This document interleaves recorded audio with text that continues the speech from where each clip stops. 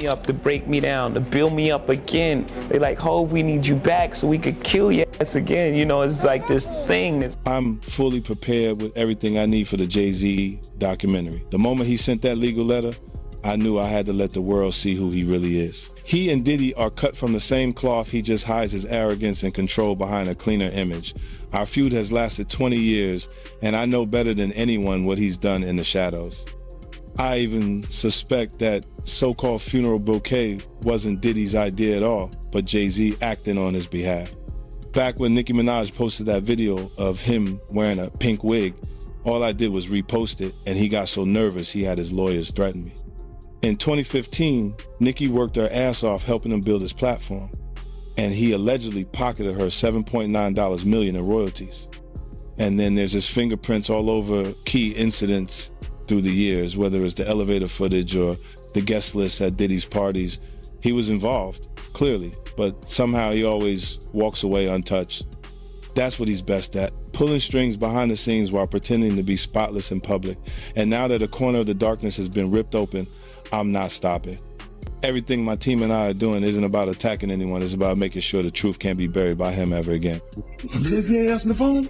He ain't answering the motherfucking phone.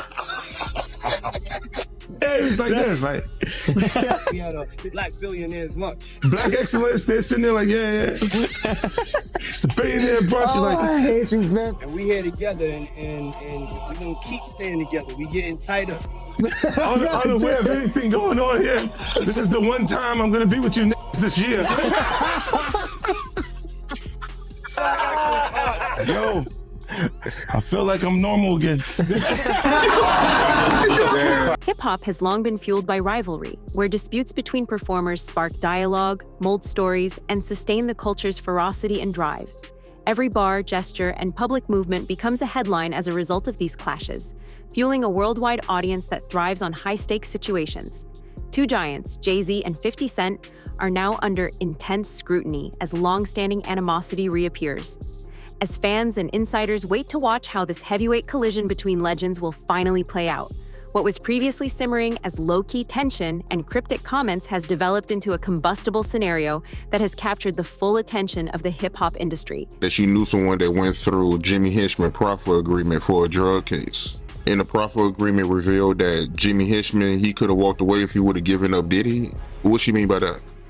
Well, what happened is that they had 9 different sessions with Jimmy Hitchman regarding his proffer agreement.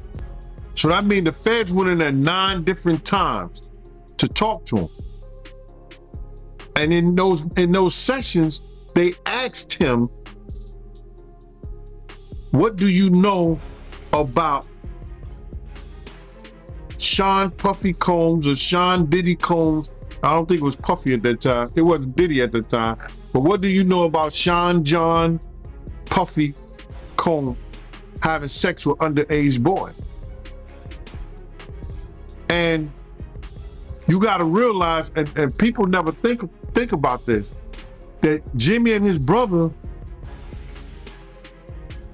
I think they had the same charges. But his brother walked away from that, and Jimmy gets life without the possibility of parole, I think. Which is crazy. For any drug charge. Nobody should spend their life in jail for drug charges. And just drug charges. But I think they try to tie him to some murders or something like that. I don't know that to be for sure. But he shouldn't spend his life in jail for no drug charges. Not at all. So, but they was gonna let him walk. If he'd probably had to for that proffer agreement, they probably let him walk. If he had any information regarding Puff having sex with underage boys. That the feds asked him in 2011. In 2011, brother. So what did the feds know? Because the feds not coming there unless somebody made a report or somebody made some allegations against Puff. in 2011 to ask a friend of his, Jimmy Henchman, what do you know about that? But for them to ask him about that, it had to be more than a rumor.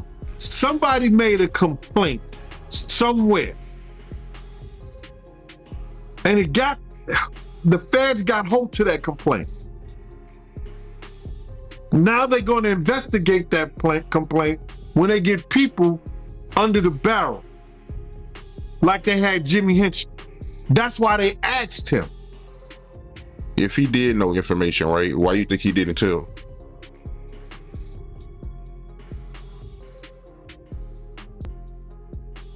Then they would ask, how do you know? And then it comes into play, whereas that if you know of anybody that's endangering the welfare of a child, and you see that, and you don't report it, you're just as guilty as the person who does it. Some people could write off 50 Cent's remarks as typical provocation, but behind the surface is a long-standing animosity that stems from a rivalry that has never completely cooled and goes much beyond lighthearted banter. 50 has continuously rekindled the story over time, candidly revisiting incidents that demonstrate the conflict with Jay-Z is real, such as an earlier encounter at an award ceremony that he says left a lasting effect. Jay-Z's planned shots from the 1950s continue to hit despite his unparalleled impact, enormous success, and elite status in the business, sparking heated debate within the hip-hop community. Many are left wondering whether these actions are the result of unresolved rivalry, keen competitive impulses, or 50 Cent's unquestionable ability to demand attention and maintain his position at the center of the discourse as the argument intensifies. I just want to say, I know a lot of people want to hear these stories and everything like that, because this is stuff that happened back in the day. And then maybe that if they knew there was going to ever be a YouTube, or they knew there was going to ever be social media, a lot of the stuff probably wouldn't have got played out like it did. But things happen, and these are just stories from the past. I would like to use that as, what you call that, just to clear the facts up what's going on. But it all started, we was in Atlanta. And this story starts when I'm with Puff, and he's in exotic bookstores, and he's doing shopping, right? He's shopping, getting his stuff and everything like that. So, you know, this is the first time I was ever in an exotic bookstore with Puff. So, you know, I'm giving him his space. He's taking things off the shelves and stuff like that, because they gave him a brown paper bag. When they gave him a brown paper bag, he was just putting stuff in there. So I said, damn, you know, he got to go put it on the counter and, you know, show everybody what he's getting. So as he's going, I'm just looking at the places where he's picking stuff from. So there's one part he picked up some things from up here on my left side. And then he picked like quite a few of them down. I'm like, okay. He put them in the bag. So when I went by there and I looked up there, and it said butt plugs. And I like, hey yo, I was messing with him, because people don't understand. You know, we was like friends. He was a part of the same gang, so I'm still gonna tease him. I'm still gonna mess with him and everything like that. I could do that. It wasn't just no security thing. So I say, yo, what are you getting this for? And it said butt plugs, and he was like, yo, can I do my shopping by myself? I said, yeah, you could do it by yourself, brother. And he started walking and everything like that. So when he got I just waited at the counter. So when he got to the counter, he didn't even have to show the guy nothing. He just gave the guy a wad of money. I mean, like, he gave the guy a stack, something like this. And Puff wasn't the dude that carried no 20s and no 50s and nothing like that. And I mean, like, he just said, boom. And we walked out the store. So we had to leave Atlanta and go to North Carolina for a show. You understand? And it was him, this rapper, Sarah, and this other girl. The widely reported breakup with Dame Dash, a former partner and close friend whose departure marked the dissolution of Rockefeller's original foundation and sent shockwaves across the music industry, is one of the most closely examined periods in Jay-Z's career. It wasn't only a business chapter that ended with that split. It sparked long-lasting concerns about loyalty, trust, and the cost of success. Although Jay-Z's rise to worldwide prominence is a master lesson in success, the decisions he took along the way have often been seen as planned and unyielding, fueling discussions about ambition versus loyalty. Some believe it captures the spirit of a forward-thinking boss negotiating a harsh business environment. For others, it highlights the brutal reality of celebrity, where relationships may be sacrificed in the unrelenting quest for advancement and power. G5 jet, and we flew to G4 jet, and we flew to North Carolina. So later on that, I think that afternoon, same day, this rapper and him, they all in the room together. You know, it's Sarah, the girl, Puff, and this dude, this rapper. So I'm hearing at the door and stuff like that, like, yeah, so then next thing you know, somebody rang the doorbell. We had the presidential suite where we was at. So I opened the door and the dude said, yo, I'm here for my cousin. I said, who your cousin? And he said, Ja Rule. I said, well, he busy right now. He said, he busy doing what? I said, he with Puff, they're in the room, they busy, they don't want to be bothered. He said, well, I'm going in there. I said, bruh, you ain't going in there because he told me they don't want nobody to be bothering them. And he was like, yo, I don't care, man, I'm going in there. That bull like that. I said, yo, bruh, Jesus Christ had to come down here and take the air out of my body before you get in that room right there. Watch. He tried to bum rush me. I grabbed his and threw him against the piano. When I threw him into the piano, Puff and Ja Rule runs out the room. Puff got his towel, Ja grabbing his towel, but they butt the naked. And so then Ja was like, yo, what's going on? Yo, Jay, that's my cousin. He know me well, you know, and Puff was like, yo, Jay, what happened? I said, he tried to get in the room. I told him he couldn't get in the room. And he was like, Puff looked at Ja. He said, yo, Ja said, you ain't want to go in that room because there's a lot of freaking going on. So I was like, oh, he said it was a lot of freaking going on. So that was basically that story, man. You know what I'm saying? They went back in the room, dude felt a certain kind of way, and he left out. So I seen them at the concert the next day, and they tried to, you know, form up against me. But my man Frank was like, I told my man Frank, I was like, yo, Frank, put yourself in that position.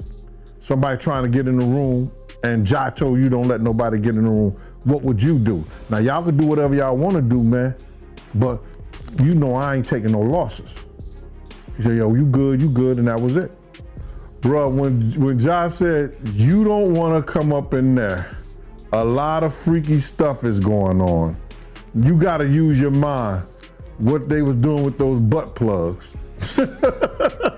Right. In addition to his conflict with 50 Cent, Jay-Z has come under intense criticism for associating with very divisive individuals, collaborations that, according to many, cloud an otherwise enormous legacy. However, his authority, impact, and genius are hardly questioned. Critics continue to question if his strategic alliances demonstrate ambition at any costs, charging him with prioritizing profit and reach above morality.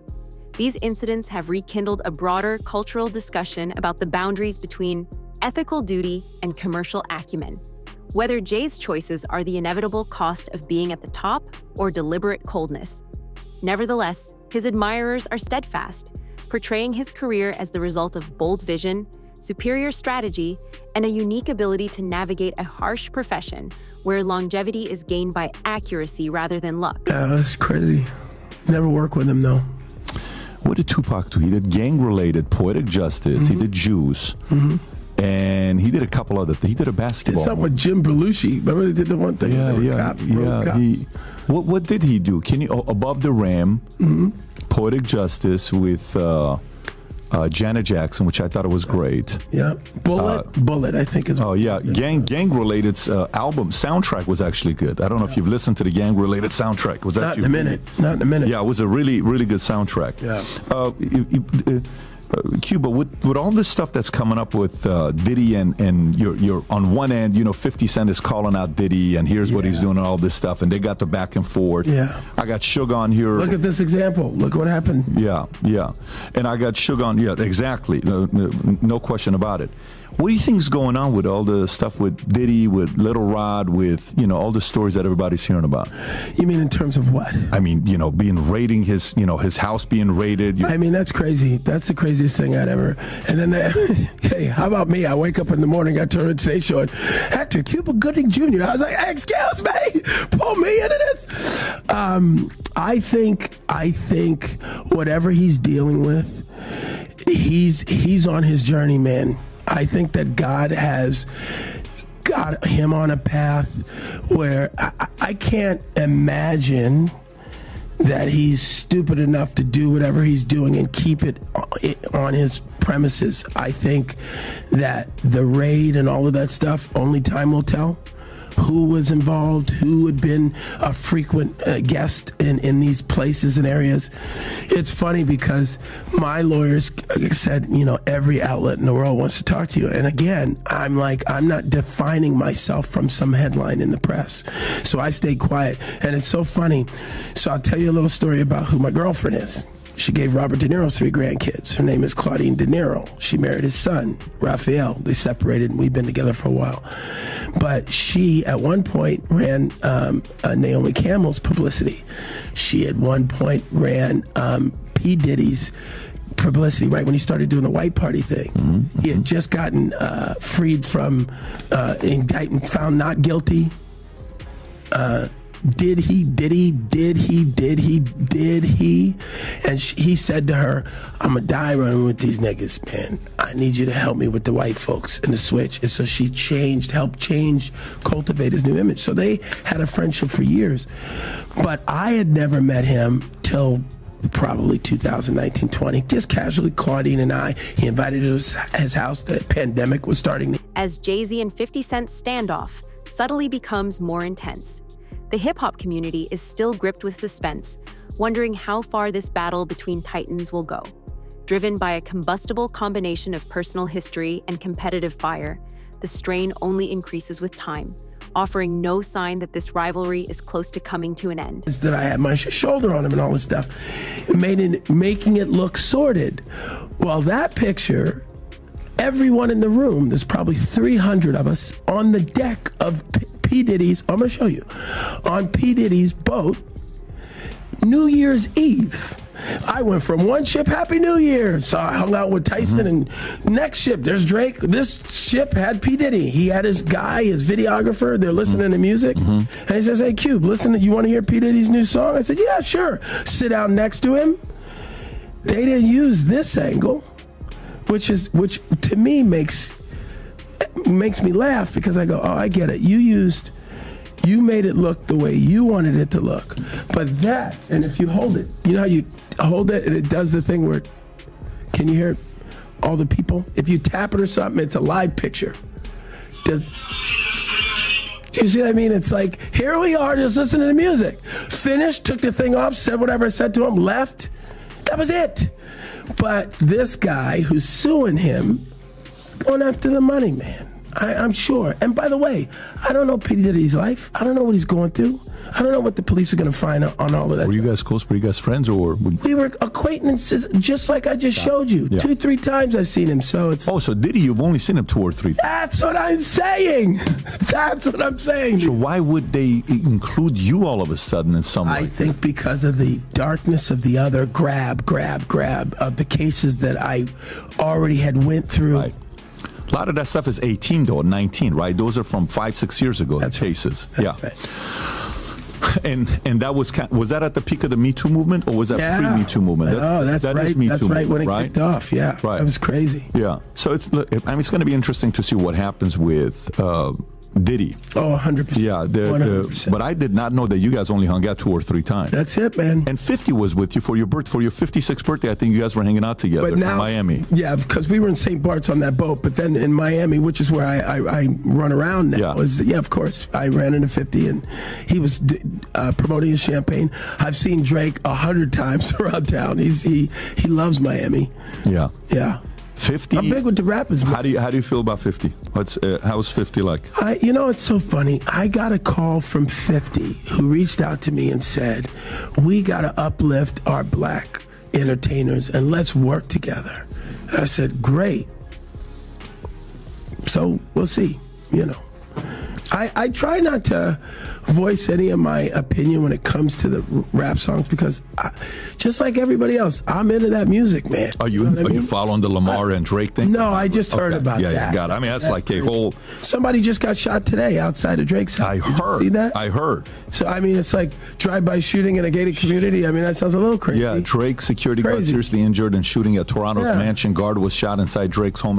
Fans are most excited about this continuing conflict because of 50 Cent's relentless crusade to undermine Jay-Z's reputation and integrity, going straight after the core of his legacy.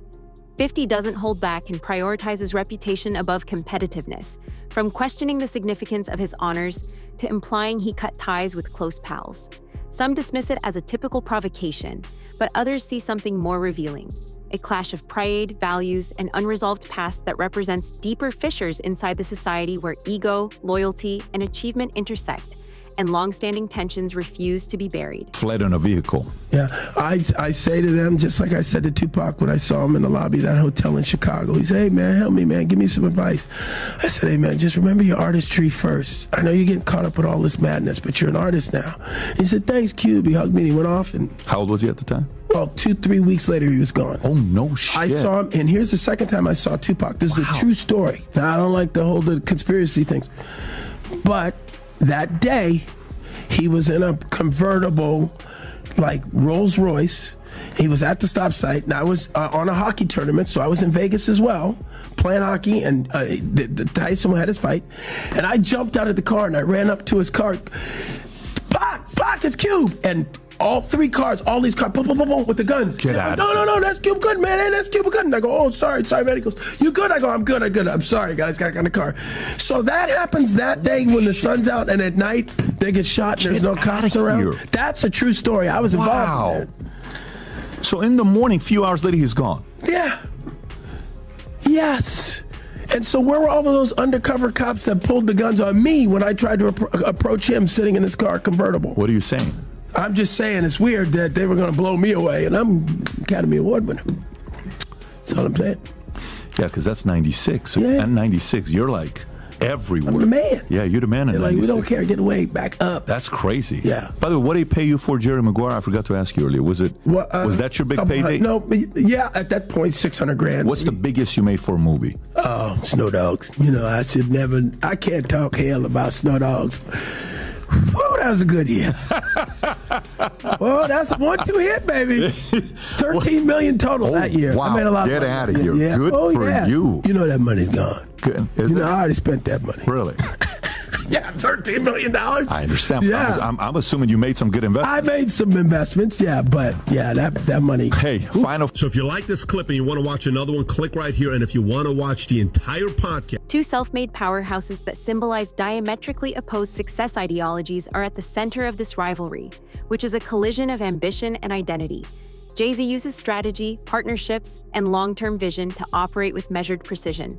50 Cent, on the other hand, is dominant because to his unvarnished honesty, bold confrontation, and raw energy. Their disagreement is sustained by this contrast, which elevates it beyond simple interpersonal conflict. In a society that is always changing, it's a struggle for relevance, respect, and narrative control. There is a deeper argument that goes all the way to the core of hip-hop itself behind the surface tension. Is genuine brilliance formed by influence, placement, and perception, or is it acquired by sheer skill?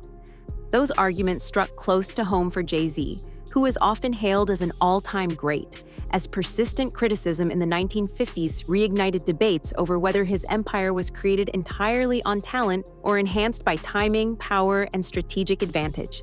Bruh, I told this to this one guy the other day. I'd rather have a slow nickel than a fast dollar any day.